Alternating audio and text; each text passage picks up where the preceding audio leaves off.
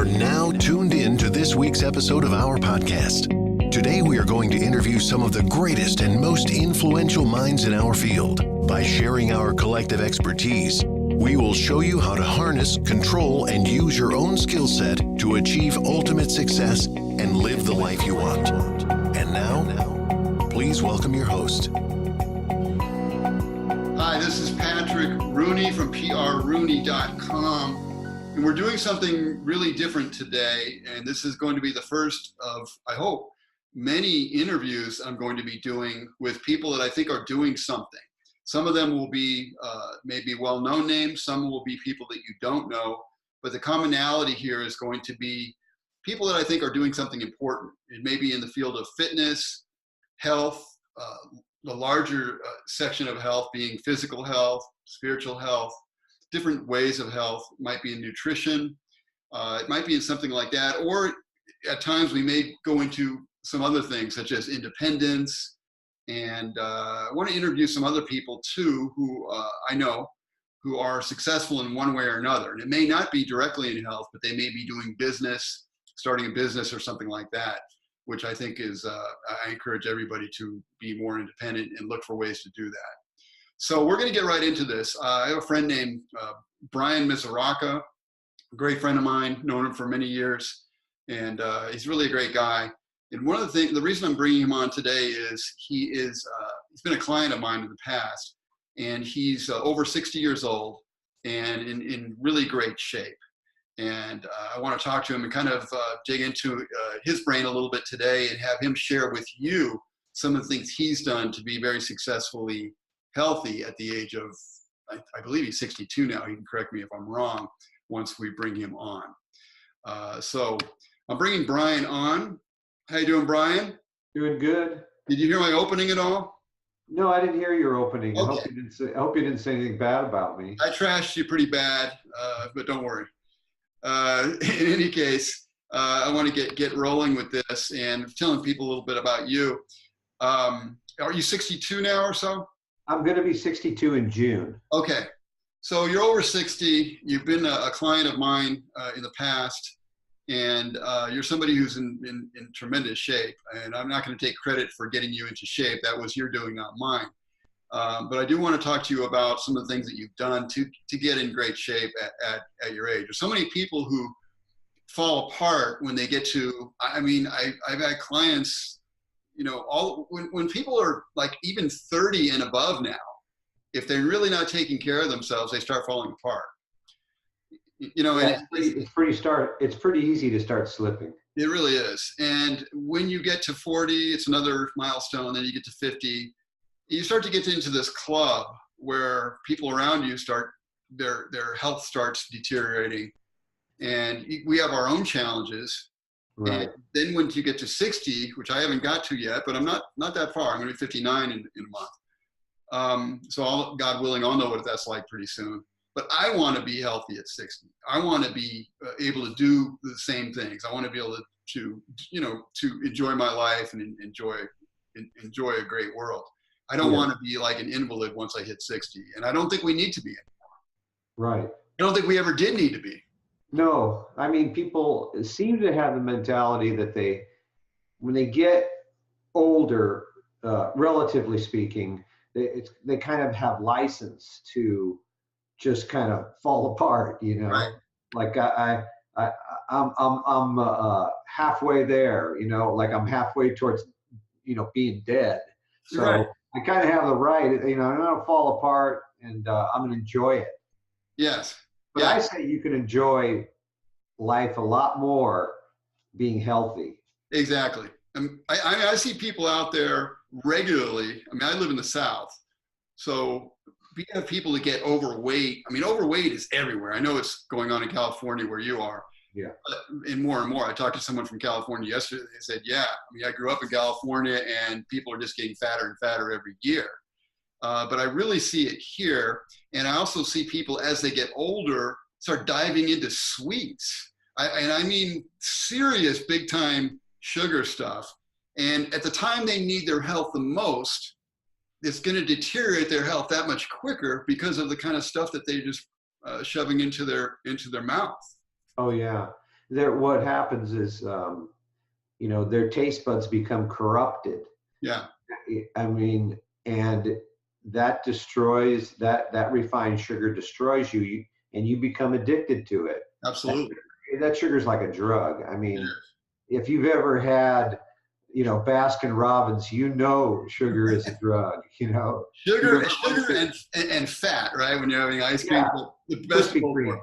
Right, Krispy Kreme, sugar and fat. I mean, you can get addicted, and you see guys my age and younger at the donut shop every single, you know, that's where they meet. That's where they congregate around. It becomes part of their social fabric of meeting at a donut shop. I know, and I hope we can change that. I hope you can help me change that. Brian, before we get too far into what we want to talk about, tell people like a little bit about yourself and how you became the over 60 in shape, really great shape guy. Where did that guy come from? Well, I mean, really, I'm just a typical guy. I mean, there's nothing special about me, except for the fact, you know, that I'm incredibly good looking, of course. Yeah, of course. But besides that, I'm just a regular guy. Right. And I mean, I live in Southern California. I've been married for 25 years, coming here in August. Yeah. I've got 3 kids. And that was one of the reasons why I started to get in shape. I had kids when I was a little bit older. My first child I had when I was, I believe, 41. And then I had my last child when I was 45, I believe. So I knew I needed to keep up. I couldn't just be I couldn't be their grandfather. I had to be their dad, you know, and I had to be there on the spot. So that was one of the impetuses for me to stay in shape. Yeah. Because I had, you know, a lot of the kids' fathers that were their age were, I don't know, 15 years younger than me. You're saying really you have no choice. Right. Yeah. Right. But to be honest with you, how did fitness, you know, become part of my life? And I really don't know. I was always, it just was always part of my life for the main part. Did you play sports as a kid? I never got involved in any organized sports when I was a kid. I was always kind of small for my age. And so it never really worked out. But, you know, I would play basketball in the street 7 days, in my driveway, actually, 7 days a week for hours a day. And we play football in the street, you know, stuff like that. Which kids don't do anymore, hardly. No, they're on the video game. Something. Yeah. And, you know, like a lot of kids that lived in Southern California, I started surfing when I was a teenager. And that was a very rigorous type of sport, you know, especially when it got big. Yeah. And, that developed my love for the water. And, you know, it was quite a workout, too, to do that. What beach would you go down to? I would go down to the coast of Palos Verdes and to the South Bay Redondo Beach. Yeah, nice. Yeah, and it was, I mean, the coast of Palos Verdes, it was a rugged coastline. And if you didn't know how to get out in the surf and paddle very quickly, you'd be up against the reefs. Oh yeah, you get pushed into the rocks. Pushed into the rocks, and I've got some scars from that. But yeah, that's scary. It gets scary on a big day, but I guess what really got me started the most. Were you a good surfer, by the way? Pardon me? Were you a good surfer? I was pretty decent. I was a pretty decent surfer. I used to go out all the time. We would go out all the time. I never surfed. Well, I never surfed, but I body surfed. And as a kid, we used to ride the rafts. Yeah. Ways, you know, Zuma Beach or something. It's all the same. You've got to scratch to get out there, and a big set comes in, and you've got to swim. You got to be able to hold your breath underwater when it comes and pounds down on you, and you know, get out of a riptide, all that stuff. It gets pretty hairy, and it's quite a workout. It's a great workout. Yeah, you'd eat like crazy when you got out of the water. Yeah, you do. You burn so much calories anytime you're in the water, right? Yeah. But it's you know, I look at it now, and it's kind of like you don't want to do that when you get older. You don't want to do some of the same stuff that you would easily do when you're a kid. Like you don't. Yeah, it was fun. It was fun. But you don't want to go out now. Maybe you do, but because you swim, I know you swim in the ocean too these days. But, so you're kind of used to that stuff. But it's like once you get older and you're not used to it, you don't want to get pounded underneath the water by like a huge wave too much. Yeah, yeah. I mean, I still like getting pounded. I still like going out. Good for you, man. Relatively large surf, but I mean, I wouldn't go out in as big a surf as I used to go because I got some, you know, I got a family. Yeah. I don't want to get injured and, you know, where'd the paycheck go? That's right. Brian 62, he got hammered and you know, they called the paramedics and now he doesn't have a paycheck, you know. That's right. That's right. So you still now so getting up to this day, so you just kind of got used to places where you do stuff in the street. Well, yeah, I would say, I guess what really started me on my quest to be the most physically fit was when I started learning martial arts.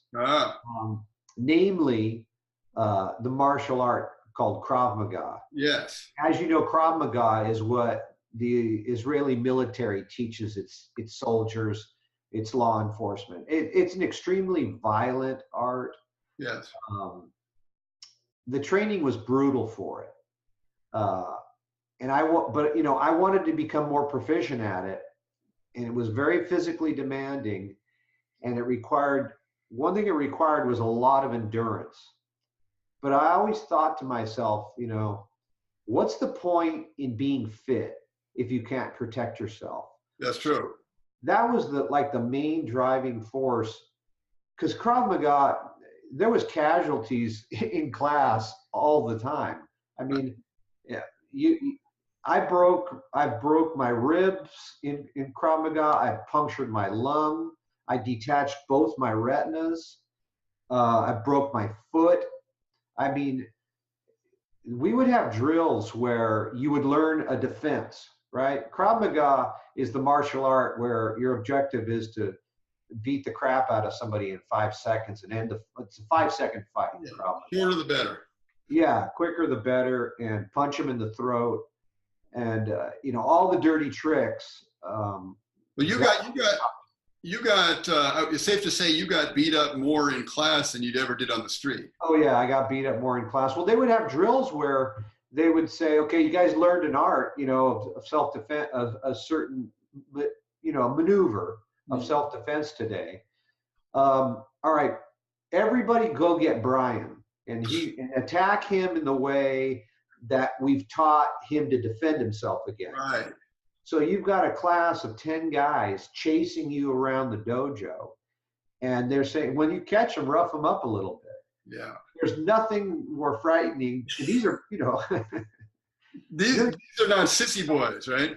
Yeah, you're being evasive, but at a certain point, they tell you don't run. Let them come and get you. Yeah. You defend against yourself. So it might be a choke. It might be a bear hug from the back.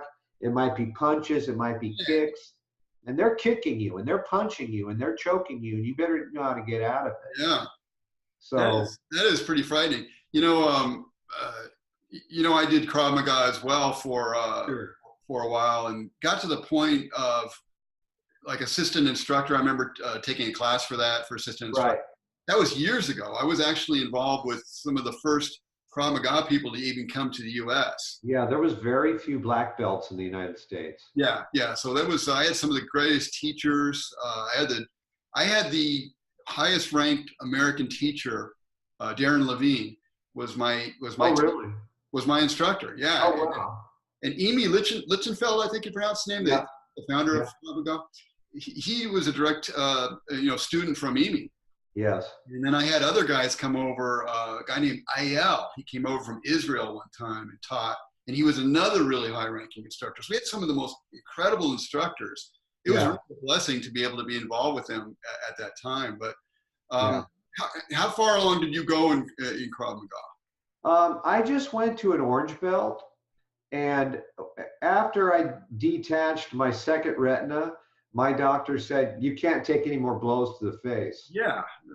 And so, but I still practice the maneuvers, but I don't let it, nobody's punching me. Right. So yeah. No, I, they know one speed, the Israelis, and that's, full going for it. I mean, if you get a black belt in Krav Maga, it's not like getting a black belt in Taekwondo. Yeah, they say it's about like a blue belt or some equivalent, or in a lot of arts, right? A blue belt in Krav would be like a black, probably in many. Yeah, it really would. Yeah. But that's how I started. Okay. So you do. So today, then you do. I know what you do today. We get into that in a minute, but you include then, you're saying, some element of martial arts training within your current training. Yeah, definitely.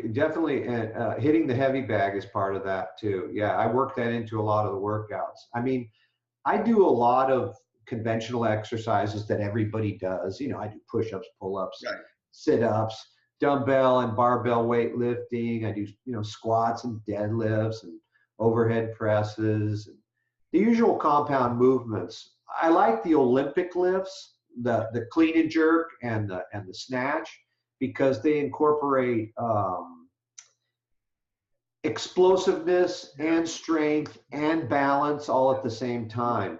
They bring the aspects of what it's like to be a true athlete, right? Right. I mean, but most of the workouts I design for myself, and they're a conglomerate of everything I've learned over the years. Primarily, the workouts concentrate on full body involvement, and I do my own programming. Now, when I started working with you, I did see that you were doing a lot of stuff. Now, I would call a lot of stuff that you're doing kind of CrossFit style. You were in CrossFit for a while? I was for a short period of time. I just got too busy to go to it. I like CrossFit because they do concentrate a lot on being multifaceted. You do a lot of different things in CrossFit, and but I just got too busy, and so I had to do it. And I basically work out from my home gym and outside. Well, I've seen your home gym, and it's awesome. Yeah, I love it. I mean, it's got all the things somebody would need to kind of stay in shape, including a rope that goes through the ceiling of the room. Yeah, I like doing rope climbs.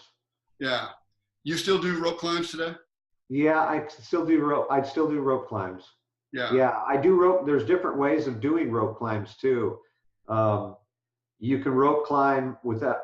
Well, you need a rope, but it doesn't have to be hanging. I could tell you a technique on doing that. But yeah, I like doing rope climbs. So tell me a little bit about you a lot of things I noticed that you really like to do, which is great in general, is endurance work. How did you get into endurance work? Was that through martial arts? Yeah, it was originally. I mean, that was like the motivation to get into endurance. But in other words, if somebody is going to fight you, you better be prepared to go through whatever it takes. We know how, if you've ever been, we've been in fights before. You can lose energy so quickly. There's nothing like being because there is a huge adrenaline spike when you're in a fight, right. And when you are pumping out, there's nothing scarier than the concept of somebody hitting you in the face. You know what I mean? Kind of like it gets your adrenaline going. Where there's a large person that intends on crushing your face. Plus, you have to, be involved in something that's very, rigorous of being in a fight. I mean, the survival kind of a thing. So you lose energy really, really quick. You reminded me of the Mike Tyson quote about everybody's got a plan until they get hit in the face. That's right. That's right. So, I mean, I work out about 5 times a week, 4 or 5 times a week for about 45 minutes. A workout, not much downtime in my workouts. I don't rest much between exercise. Yeah. And sometimes if I don't have 45 minutes, I will split the workout into 2 workouts, 2 smaller workouts. That's a good idea. It's a good idea. Jack, Jack LaLanne used to say that he would rest about 10 seconds. That's about it. Yeah. Well, it's just strength and endurance is what I focus on. I feel it's important to have and maintain a certain level of strength. Right. And I do relatively heavy weightlifting twice a week. Okay. But and that's going to consist of your typical compound movements, your bench press, your squats, your overhead press. Not a lot of deadlifting, although I like the deadlift. My body's like the levers don't seem quite right. It's rough. It's rough when you get a little older. Yeah, I'll do other things to supplement it. I mean, I can still deadlift twice my body weight. That's good. So I kind of want to maintain that at least for my deadlift. Maybe I'll work on it later, but now you're go ahead. I'm sorry. No, it's just one thing I've learned when it comes to lifting heavy is to go slow. Yeah. To advance. My rule is I've got a rule that says before you advance to a next higher weight, you should be able to do 5 sets of 5 of that weight without graduating to the next higher weight. That makes sense. You need to own that weight that you're lifting. And I almost never do singles or doubles. Yeah. Very rarely do I really do triples. If I can get to 5 by 5, I know I own that weight. And then I'll graduate, and I'll graduate slowly. I'll graduate 5 pounds even on a squat, And so 5 by 5 was, just for some of the viewers, and some may know, some may not know, but 5 by 5 is a workout routine that was first popularized by the guy that trained Arnold. You remember his name offhand? What was his name? I can't remember. He was Arnold's mentor. Yeah. Ridge Park. Ridge Park, okay. So he popularized it. The guy had an amazing body. He was a great bodybuilder. He was a champion bodybuilder. And yet at the same time, he was strong as hell, kind of like Franco Columbu, Arnold's trainer. Yeah. And Arnold himself was a power lifter. Right. I mean, I've learned, I'm a kind of a slow learner, but I've learned to never force reps. They destroy your tendons. Man. When you grind out reps and you just like shaking they'll destroy your tendons. They'll actually, and you'll pay for it.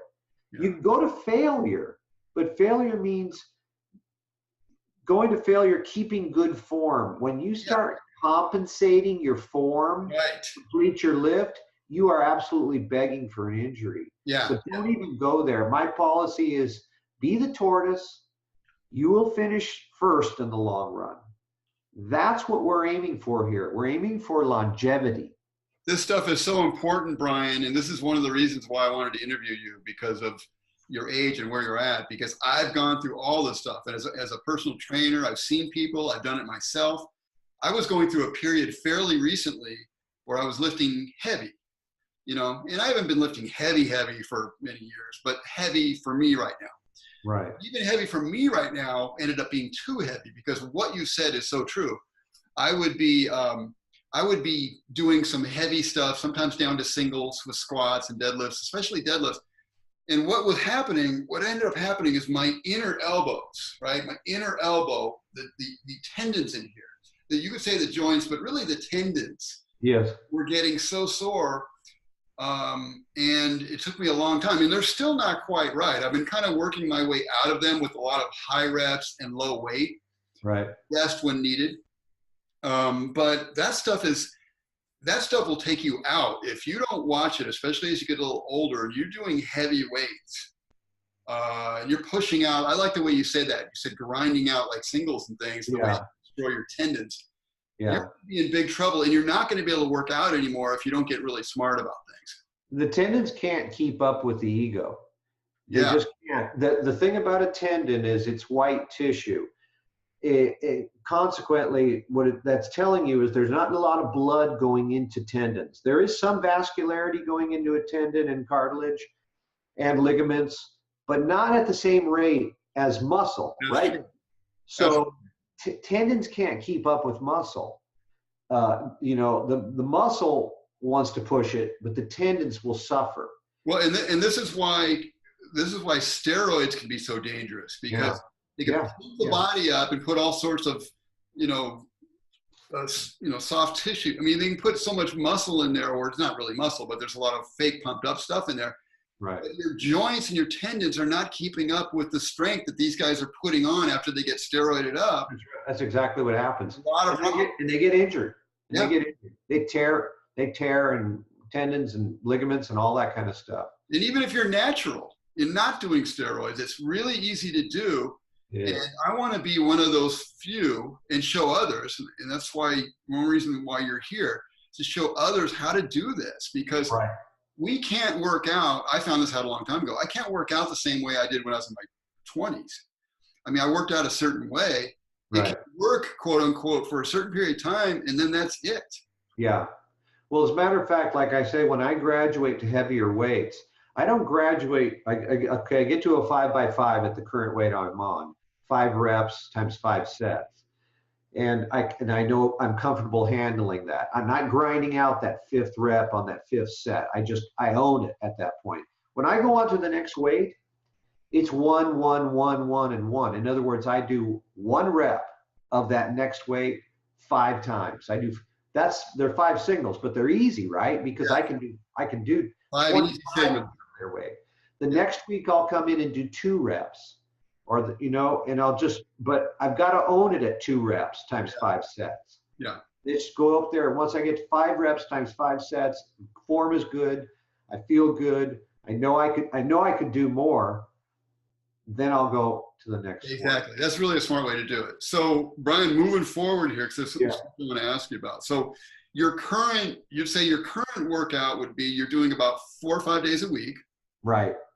But is it safe to say that you're not working any one particular area of the body, maybe more than not 2 days in a row, or do you sometimes? I do full body workouts as much as possible. So that type of exercise I was talking about, the 5x5, that's a strength-based type of a workout. It's not so much, although I do limit my time between sets. What I really like to do is do full body workouts, and most of the time that's outside. Okay. But are you using a similar muscle group 2 days in a row sometimes, or no? I will, but for the most part, I am doing full body exercises every time I go out. Okay. I'm concentrating on doing full body exercises. Right. It's what I'm trying to achieve is a full body workout. And to tell me what your goal in doing full body is. What are you achieving by doing full body, and also compound, as you mentioned? Well, life is full body. Life is typically full body.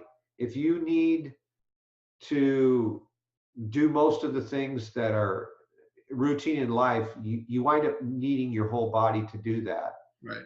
And so I use different exercise equipment, unconventional exercise equipment a lot of times to achieve that. I'm looking, well, one thing I have some of the stuff in here in my office here. I just brought in to show you. Grab it. Go ahead. What I like to use working out. Most of the time, a lot of times, I work out just at a park. I need a big area to do what I do. But one of the workouts, and I'll bring this up, that I use, and what's indispensable to me, is the most inexpensive sled that you can pretty much buy. You can get one of these for about, I don't know, $75, $80. This is a pole sled. And basically the weight goes on top of here, right? You put your weight on top of here. You'll hook up straps to here. And is that something that you bought as is, or did you fashion that somehow? No, I bought that. I used to drag around tires with weights in them, but they're a lot more awkward to move around, and put in your trunk and whatever. But you could fashion a tire, and where before you get to that one, where did you buy that first one? I bought that at Fringe Sport, but there's lots of different companies. You can get, this one here, this thing screws on and off, the stem. Mm-hmm. Like if you go to Rogue, they have the ones that hinge. Those are nicer. They're a little money. So they're about 70 or 80 bucks, you said? Yeah, and you get a strap. They come with the strap. I have a little bit heavier duty of a strap that I use.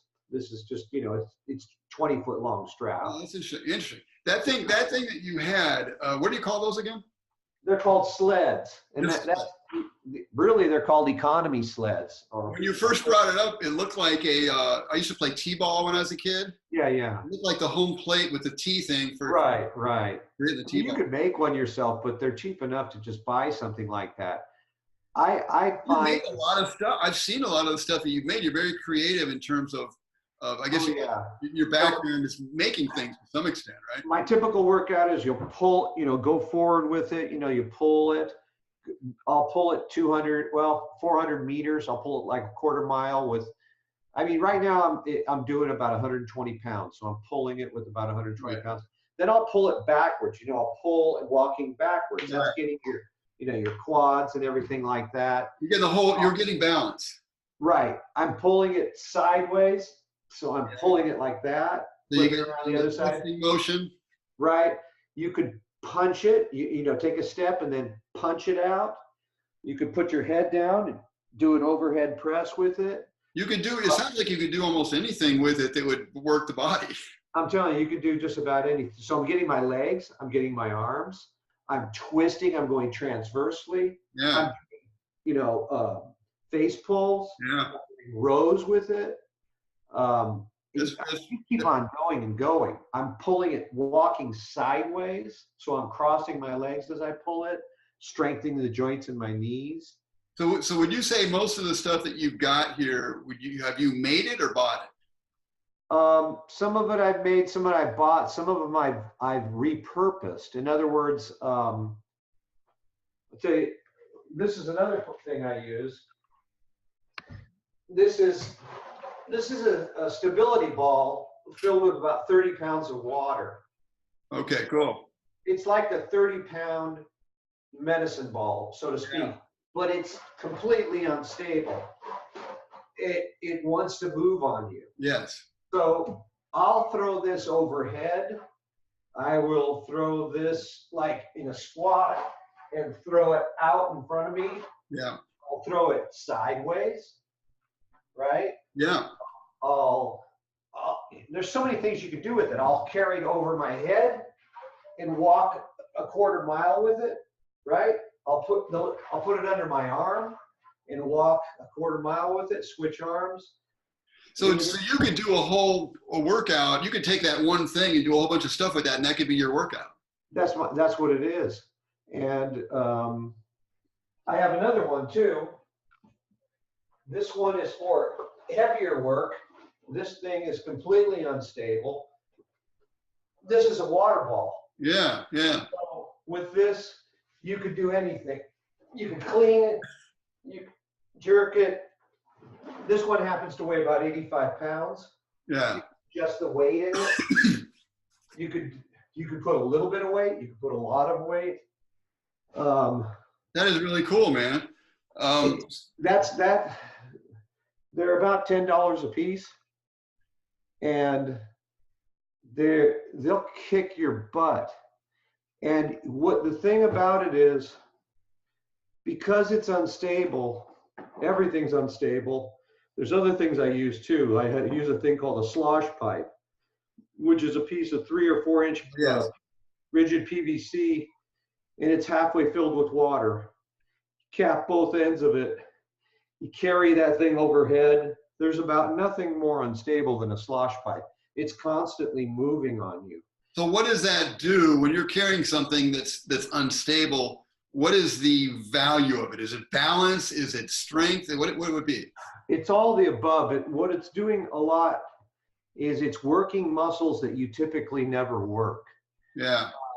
These odd objects, these awkward objects like water balls and slosh pipes, I use a term called reality-based weightlifting, because in reality, most of the heavy objects you lift are not as simple as lifting a barbell. Yes. Lifting a stone or lifting a bag of sand or dragging your friend to safety in an emergency, Yes. not the same as lifting a barbell. Yeah. Carrying an injured child Yes. in your arms, or even carrying a 5-gallon bucket of paint, is not the same as carrying a dumbbell. That's right. I like using objects where the weight shifts a lot, and because that's how life is. Yeah, that's true. But consequently, you wind up using sub-maximal weights, right? I couldn't do that with 200 You don't pounds. need as much weight, but it's like also, you know, I've heard people talk about, and I've done it, and you have too, moving somebody, moving, you know, house moving. House moving is all about awkwardness and, you know, right? So it's not the same. You're moving a reclining chair, you know how unbalanced something like that is. And that's what, you know, that's practical strength. I like to have a lot of practical strength. You're using a lot, like I say, you're using a lot more of those stabilizer muscles. And what I find is when you work out like that, it makes you a lot less prone to injury, because all those little muscles that you were intended to use, that God gave you, you're able to use them. That is fascinating. So that makes so much sense, Brian. Yeah. That really does. So I'll go to the park, I'll throw that ball around, that 30-pound ball around. I'll throw it over my head, I'll throw it forwards, I'll throw it everywhere, I'll throw it underhand. I'll carry it under my arms, you know, and it's about the most, you know, it's really unstable. And I'm a big believer in battle ropes too. I've really gotten into using battle ropes. Yeah, for strength and endurance. There are so many exercises you can do with battle ropes besides just using them for, you know, their intended purposes. You can tie a kettlebell onto it, and you can do rope pulls. You know, you can do in all kinds of different positions. I do a lot of rope pulls, and that there's like I was telling you earlier, there's a way of rope climbing where you're actually doing a horizontal rope climb. You're laying on your back. You have the rope. So imagine I'm laying on my back and I'm pulling the rope like this. Oh, right. That's the same as a rope climb. It's the same as a legless rope climb. Yeah, that's true. And you could adjust the weight to whatever you want. Brian, this is so good. I need to move on kind of quickly. Sure. I do want to hit a few other things, but I was thinking as you were talking, you know, I know that you have the things that you do in life, but I've often thought, man, Brian has so much to offer the world of fitness, because, you know, we all kind of find our own way. Yeah. And I found my own way through my injuries and things along the years, things I just had to teach myself if I wanted to function anymore.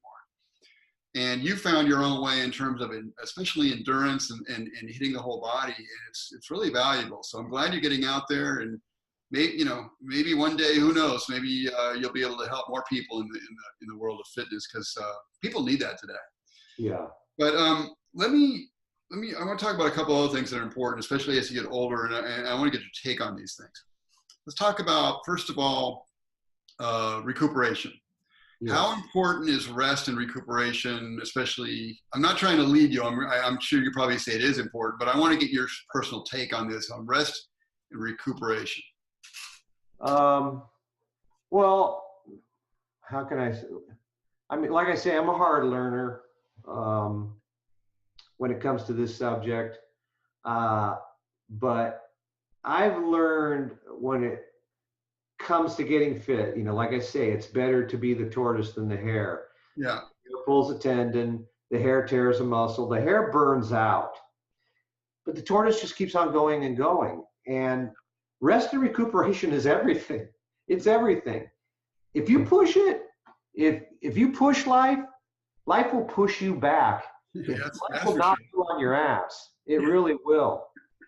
And as you know, life is, health and fitness, it's a three-legged stool. You have exercise, you have diet, and you have rest. Yeah, which I wanted to get into diet a little bit too when we get a chance. You pull out any one of those three, you're going to fall. It's going to happen.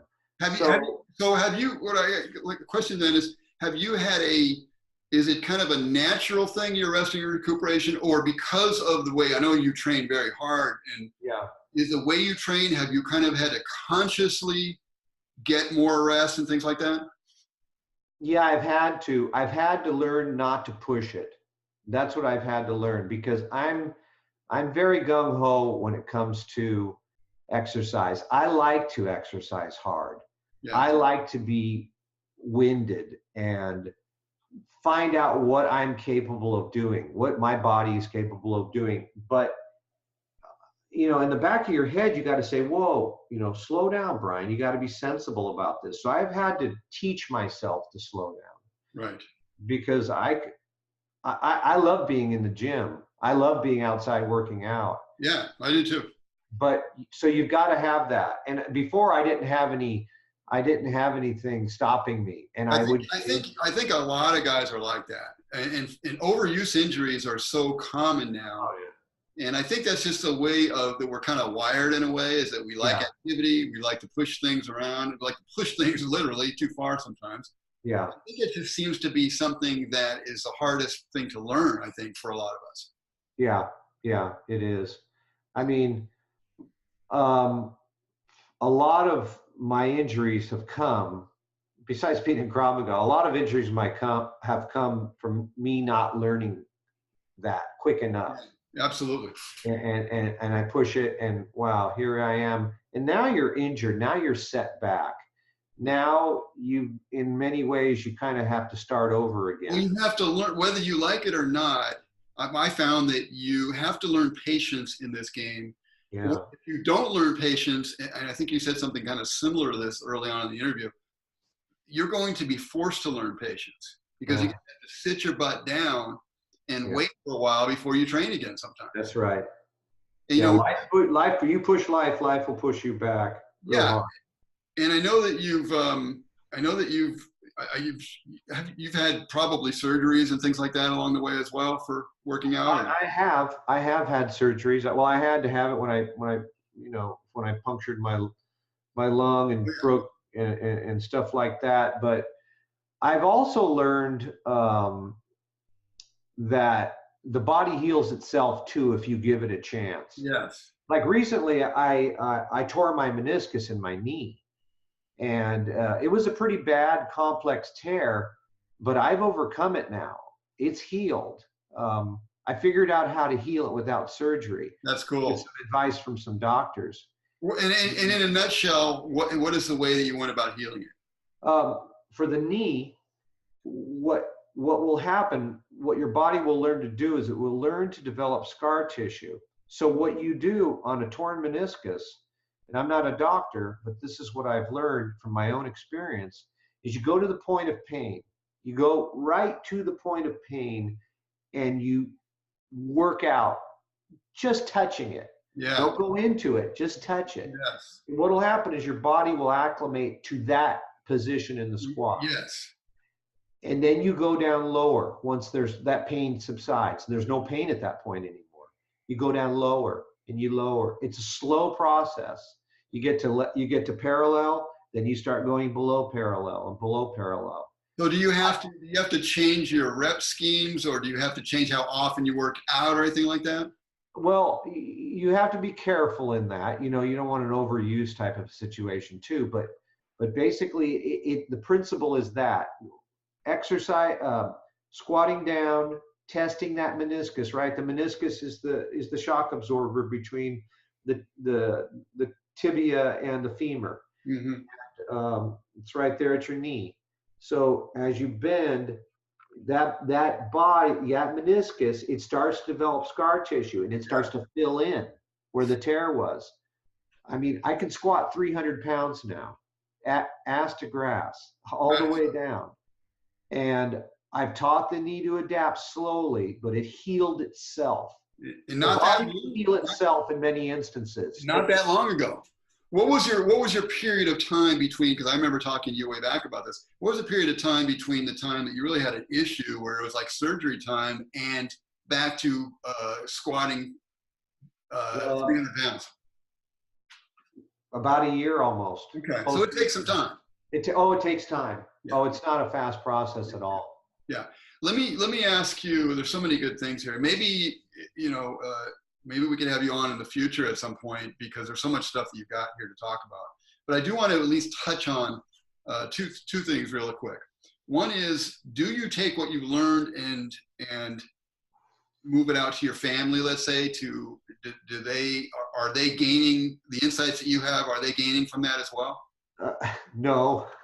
No, my kids, I got a couple teenage boys and my daughter, they say I embarrass them because I'm doing all these bizarre workouts at the park. Wow. I know, but that's the way they are. Kids are like that.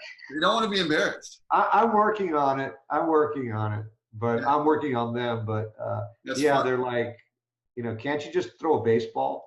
It was funny. I was hoping you were going to tell me some great inspirational story, like about how you got these guys going and they're just, No. But like I say, I'm working on them. Keep working on it. And the other thing I want to ask you about at this point, at least a little bit in today's interview, is nutrition. What have you found, especially as getting older, especially somebody who works out as hard as you and needs as much recuperation and needs all the glycogen back and all that stuff that you need? What have you found out about nutrition that you kind of can pass on now that works? Well, I find that really you need to eat whole foods as much as possible. I mean, the whole food, like a whole apple, or not too many things that are a recipe, so to speak. If you look at the digestive system of a human being, it's obvious we're omnivorous creatures. The way our stomach is designed, even our mouth, we have pointy teeth. We're omnivorous creatures. So for protein, I eat a lot of organic chicken. I eat wild caught fish and lean grass-fed ground beef. Yes. You have to eat wild caught fish. Never farm fish. Yes. They're fed garbage. Don't eat stuff like tilapia and farm salmon or farm tuna. They're feeding that stuff chicken feathers if you're lucky. Wow. And a bunch of stuff to make them bigger. Yes. And grass-fed beef is typically much leaner than conventional beef, but it's also got a lot of key nutrients that you won't find in conventional beef, including antioxidants, vitamins, and it's got a beneficial fat that you'll only find when you're talking about beef, only in grass-fed beef, and that's called CLA, conjugated linoleic acid. Right. And that's been tied to improved immunity and anti-inflammation benefits. Also for protein, I drink protein shakes almost every day. I was going to ask you if you drink some protein shakes. Yeah, plant-based protein. I'm usually not taking whey. I'm usually taking plant-based protein. Do you feel like you have to supplement to get enough protein to kind of rebuild the muscle? Yeah, sometimes it's hard too. And in a pinch, getting some some plant-based or good quality stuff, organic protein. It's very convenient. Why not whey, by the way? Whey it's kind of gaseous. Yeah, that's true. But also for protein, I eat a lot of good quality. It's important to get good quality eggs, not just organic. Yeah. But good quality grass-fed organic eggs. Eggs are great. They have good fat in them too. Yeah. Other fats I eat would include stuff like olive oil. You got good quality is on all this stuff because you get olive oil, avocado oil, avocados for fat, and of course fat in the meat that you eat. All meat has some sort of fat in it. So you have a really, really good diet all around. Now, do you find that you feel a need for certain things? In other words, you worked out and you kind of like feel the need for certain nutrients, certain. After I eat, I like to get carbs in. Carbs are fuel. You gotta refuel. Carbs are very good for refueling, but sometime not that much later, I gotta take in a protein because my body now, if it's gonna grow, it needs protein. Now you just know that, or you kind of feel that as well? Well, I feel the need for carbohydrate pretty quickly after a workout. Yes. But then I know that if my muscles, I don't want to start cannibalizing itself, I'm going to have to give it some protein, or Yes. else it's going to start feeding on its muscle Absolutely. itself for protein. Brian, and I know you've grown food as well. Do you still grow food and eat food? Well, unfortunately, I don't really have as much time for doing that. I always have spinach growing. I always have spinach because I use spinach a lot. So typically, I'll typically buy organic produce as much as possible. I know it's expensive, but I don't have a $10 a day Starbucks habit, Yeah. So, and I rarely eat out. So I I make my investment in myself and buy good quality stuff and forego other things. Yeah, I understand. You kind of have to, Yeah. especially as we get older. Now, Yeah. did you, and kind of trying to wind down now because of time. Sure. I trained you a couple different sessions for different things that you did. Yeah. And one of those times, you got into the 10% body fat range. Oh yeah. I mean, I took that 12-week transformation course that you taught. Yeah. Gosh, it was like about a year ago, But I mean, let me ask you this, did you learn anything new from the course that you didn't know going in? Oh yeah. I mean, I became the master of my physical destiny with that course, if you will. It's amazing what you did. Oh man, I know what I have to do now to stay in shape. Yeah. I don't have to figure it out anymore. You gave me the recipe, and it simplified a lot of things for me. And it's nice to know what you have to do and to kind of drill down. And so it's fun to experiment, but there's a point where you kind of just, you want to drill down and we don't have a lot of time. So we want to kind of know what to do and then just do it, Yes. I mean, I learned how to stay on track. I mean, that's what it's all about. I mean, you get fit, all right? Yeah. And then you learn how to stay on track in a simple fashion. I mean, you see all these things on TV or on the internet where you've got the Biggest Loser, okay? He wins the Biggest Loser, and then he gains it all back. Yeah. What a waste. Yeah. Right? But that's what we're trying to do, right? We're trying to get habits. That's one thing I've really concentrated on is myself and clients is the habits. It's like the habit stupid, right? It's like, right. Because we all kind of know what to do to a point. It's nice to have somebody to pinpoint some key things, but generally speaking, we know what to do. But if we can get into the right habits of them, yes, we're good to go. And hone it down. I mean, I don't want to make this an infomercial for Greek Physique, but it was easily the best thing I ever did for my fitness. Yeah, that's cool. I mean, like you were saying, in 12 weeks, I lost 20 pounds. That's a lot considering the fact that I wasn't really in bad shape to begin with. You're already in good shape. My waist went from a 37 to a 30. Yeah. I went from 19% body fat to 10%. I mean, dead on 10%. Yeah. And even being, I mean, the thing that's uncanny to me and that I never really quite figured out was, how did I get stronger? How did all my numbers go up being 20 pounds lighter? Yeah. When does that happen?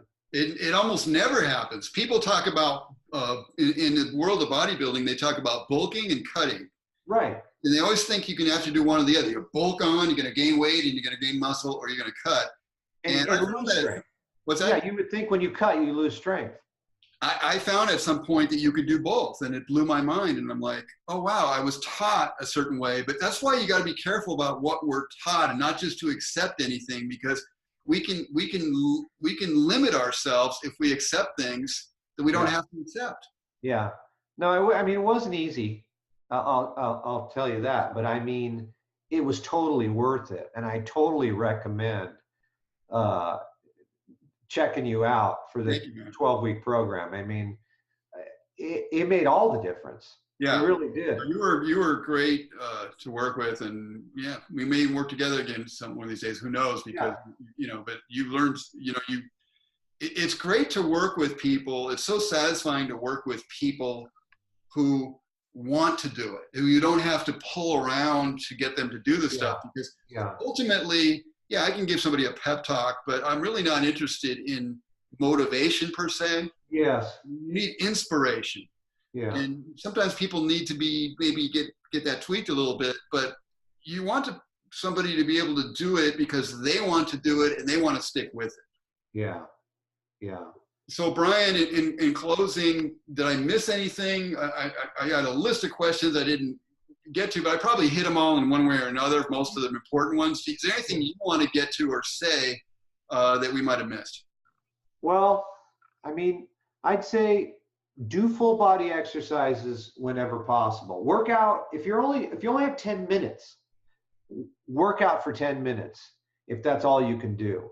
Yeah. But what I really want to tell people is start where you are, to wherever you are. I don't care. If you can't do a regular push-up, do one on your knees. Yeah. And then when you get stronger, then learn to do a regular push-up. Then learn to do 10. Then learn to do 10 burpees. Exactly. If all you can do is a 30-minute mile, fine. That's fine. Work on a 29-minute mile, then a 28-minute mile, and so on. All that matters really is that you keep striving to improve. That's right. And you get there slowly but surely. That's the big thing I'm learning. Don't push it. All you need is to take small steps, just small steps. I mean, I so agree with this. And, especially when you get into an injury or something like you got with the meniscus. I've had, a shoulder, rotator cuff issue that I've been working through lately. Yes. Once you get to that point, it's like, sometimes you just have to simply rest, of course. But there's other times where it requires just a little bit of work, You may feel funny because you're carrying this little weight around and you're used to carrying a whole bunch of weight or whatever. Right. It doesn't matter. You just have to do what it takes to get back in the game and keep going, right? That's right. All you need to do is take small steps. Otherwise, you're going to get injured, and that's going to be a setback. I've made that mistake too many times, and I've learned my lesson. Yeah. But I got this Nike shirt on, and I don't like Nike anymore because they gave this big contract to this anti-American Colin Kaepernick. I understand. But what I do definitely like their motto, and their motto. Just do it. Just do it. That's I've always liked that motto. It's always been one of my favorite mottos, and I've always liked that about them. Brian, if somebody needs to get in touch with you, or they'd like to get in touch with you, how would they do that? Just by email. That's it. I mean, I don't have a web page or anything like that. I'm just a regular guy. What's the email? Email is B like Brian, J like John, MISURACA, like Apple, Charlie, Apple, @gmail.com. Okay, great. BJMisuraca@gmail.com. BJMisuraca@gmail.com. Brian, it's been really a pleasure. And like I said, we've known you for years and everything, but it's always a pleasure to talk to you, but especially here, because I think you've said some really great stuff that can help the average person either get back in the game or play the game better, whatever it may be. Yeah. So I want to thank you so much for being with us today. And I say us, it's just me. People always say being with us, being with me today. Okay. Yeah. And maybe we can do it in the future. There's always lots of things I can talk to you about. And, but I think people are really going to enjoy seeing you and seeing this podcast. So thanks again for being with me today. Oh, you're welcome. It's been fun. All right, thank you, man, and I wish you well with everything. And I'm gonna say sayonara to Brian right now. So take care, Brian. Thanks again. All right, people. I just wanted to just wrap up here. Thank Brian again. He's an amazing guy, and he's going to be 62 in a month. But what he's been doing is just amazing. He really is the kind of guy that inspires me. He really helps me, and I know he's going to inspire you. So if you have any comments about the interview, anything like that, just let me know in the comments. Otherwise, like the video, subscribe, hit the bell icon. This is something I want to do more of, interviewing people who are doing something in this world. And it may not always be exactly in fitness, but it's mostly going to be health and fitness. But it's going to be somebody who's doing something of note that's important. And also somebody that can help you to live a better life. So thank you very much for being with me today. And I look forward to talking to you again real soon about some other great issues. There's so much going on, and there's so much that we can contribute here, I think, too, with some good information. So you take care of yourself. And again, I wish you the best in health and fitness. And take care.